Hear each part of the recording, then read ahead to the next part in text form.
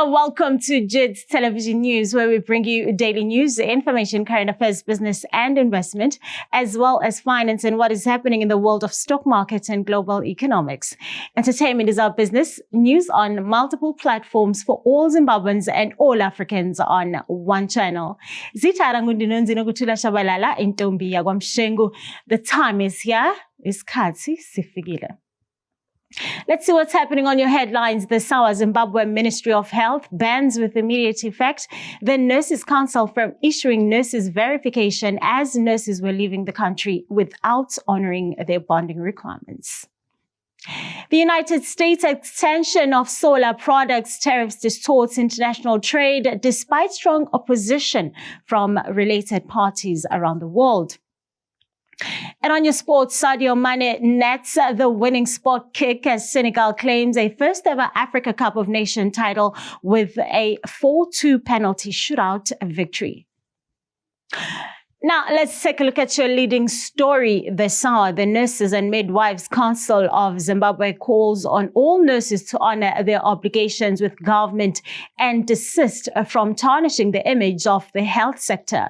The exodus of some nurses to other countries, with some leaving without honoring their bonding requirements, has seen the Zimbabwe Nurses and Midwives Council calling on their members to be professional in their conduct.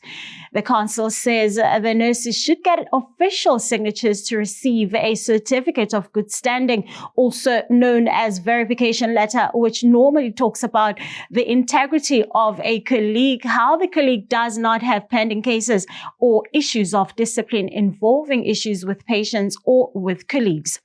Dr. Lioba Tendai Gunduza, chairperson of Zimbabwe Nurses and Midwives Council, says that they don't want people who go out there and put their names in disrepute. Hence, their work with the Ministry of Health and Child Care in issuing certificates after a thorough process. Hence, she warned that those acquiring the certificates fraudulently on the consequences that await them. Well, this comes a few days after a nurse and the principal executive assistant to the permanent secretary in the Ministry of Health and Child Care were arrested for extortion after misleading another nurse into believing that they could facilitate a recommendation letter for her to work outside the country for a fee of USD 1,000. However, this stance by the Ministry of Health, which with immediate effect banned Nurses Council from issuing nurses verification, results in nursing condemning and accusing Minister of Health, Vice President Constantine Chiwenga, of militarizing the country's health sector and thereby thwarting the dreams of young nurses who want to go to the greener pastures to secure a future for their families. Moving on to your other news, at least 6 people were killed after Cyclone Batsirai's landfall on Madagascar's coast, reports for Disaster Management Agency says. Packing winds of 235 kilometers per hour, cyclone struck the Mananjari district. Residents of Mananjari, the nearby town of Manakara and Nozivarika, says the cyclone has caused widespread damage by blowing the roofs off homes, knocking down trees and utility poles, and the city of Nozivarika is almost 95% destroyed, with most land and sea transport suspended for some time. The country's disaster management agency says nearly 48,000 people were moved to emergency accommodation, while in the eastern coastal town of Vetamandri, more than 200 people were crammed in one room in a Chinese-owned concrete building. Well, however, community leader Terry Lewson Leby lamented the lack of clean water after the water utility company turned off supplies ahead of the cyclone. Therefore, people are cooking with dirty water and fear diarrhea outbreak. Several hours after Batsirai made landfall, forecasters warned that floods were still expected due to heavy rains. Meanwhile, Batsirai is the second major storm to hit the island nation in less than 2 weeks after Storm Anna caused widespread destruction and killed 55 people when it struck last month. Now let's see what's happening on your JIT TV business news.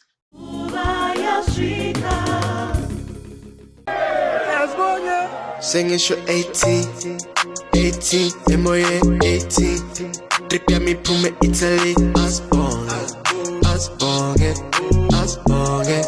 la songe. Sing it's your 18, 18, moje 18.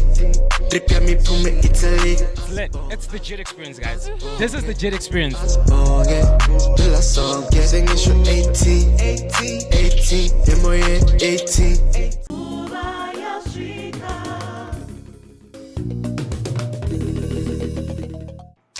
Now let's see what's happening on your business news this hour. Reserve Bank of Zimbabwe Governor Dr. John Mangudya, who is expected to present the monetary policy statement tomorrow, has his work cut out as the market expects him to unveil measures to further tame inflationary pressures and stabilize the exchange rate.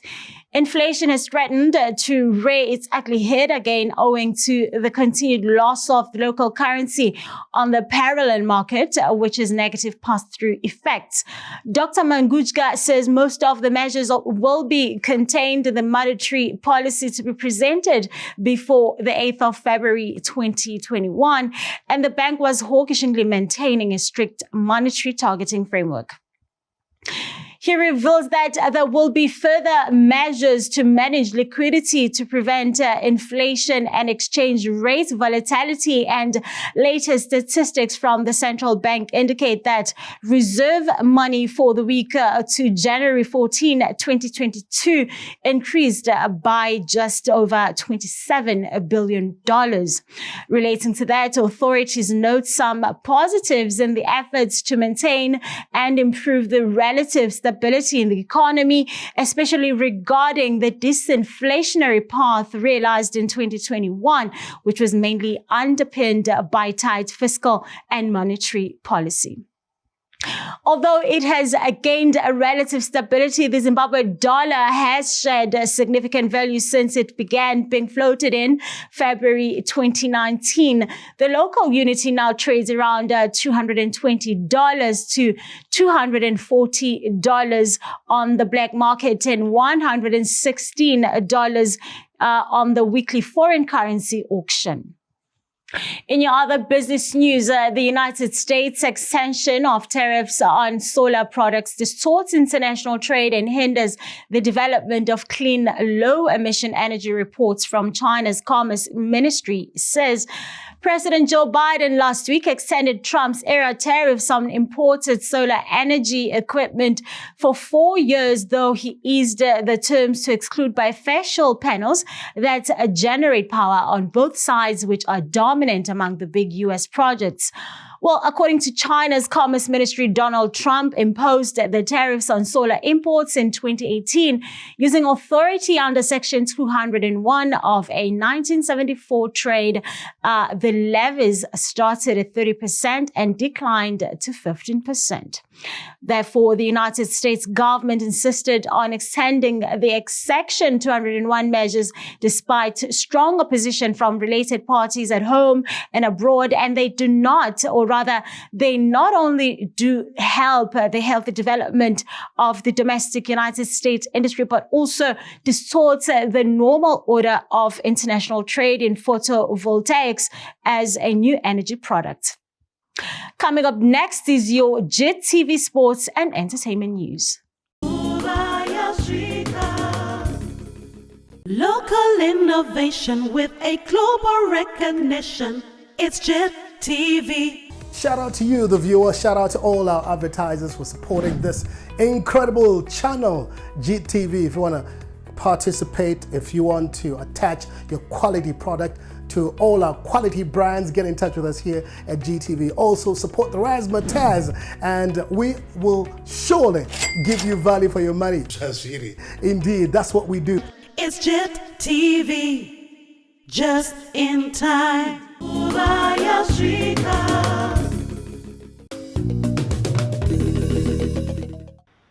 Hello viewers, my name is Denise Pan and you're watching JIT-TV Sports and Entertainment News. In your sports news this hour, as we come to the final of Africa Cup of Nations 2021, after hosts Cameroon narrowly missed out on reaching the final of the tournament on home soil, the showpiece occasion was contested between Senegal and Egypt, with the match decided by a penalty shootout, with Senegal winning 4-2. The match itself was one of a lack of quality, although there was a chance for Senegal to take an early lead when Sadio Mane was given a penalty kick after just 4 minutes of play. A clumsy challenge against the onrushing Salou Ciss handed the Liverpool forward the aforementioned chance, yet he was a victim of mind games, as club teammate Mohamed Salah appeared to tell his goalkeeper just where the forward would place his kick. Senegal were the better team throughout normal time, creating numerous chances through Ismaila Sarr and Mane. However, every single cross beyond the face of Egypt's goal somehow managed to evade every single green shirt. It was Chelsea's Edouard Mendy who was the biggest save of the night, with Senegal tired and going on into the latter stages of extra time. The Senegalese stopper palmed a well-directed header around the left-hand post, keeping the scores level. Thus, the match went to penalties, and the shootout began with both teams scoring their first penalties. Yet, it was Mohamed Abdelhanem who missed Egypt's second kick, firing it into the post, thus handing Senegal a 2-1 lead. Egypt then handed Mane the opportunity to win the tournament for Senegal when Mohamed Lashin failed to score from the spot and with Mendy making a smart save, securing Senegal's first ever AFCON triumph. Meanwhile, Mendy, who is the FIFA goalkeeper of the year, has been named AFCON goalkeeper of the tournament, with the Golden Boot winner Vincent Aboubakar having scored 8 goals, while Sadio Mane is the best player of the tournament. Congratulations to the Lions of Teranga, and we are looking forward to the Africa Cup of Nations 2023.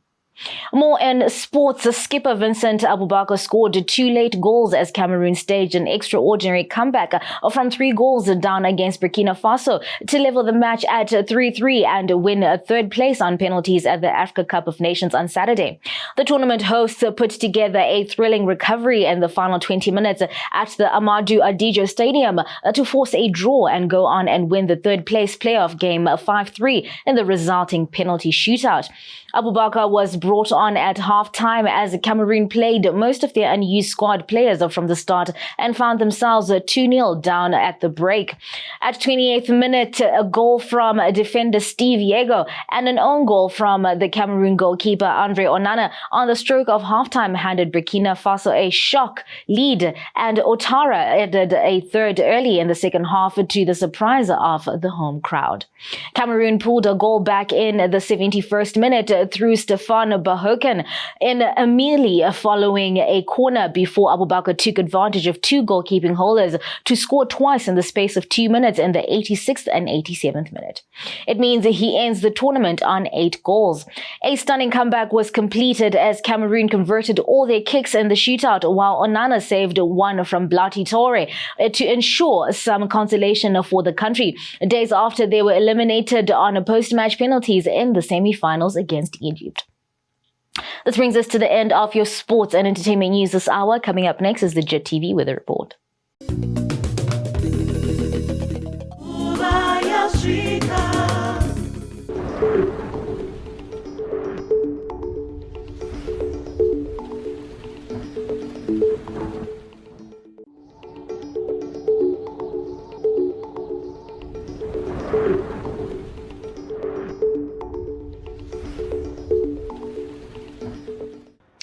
Well, that's it for your JIT television news this hour. Stay tuned to JIT TV as we bring you the best in entertainment news, information, analysis, sports, business, and all the headlines of the day. And to stay in touch on Twitter, Facebook, and our website on www.jit-tv.tv and leave a comment.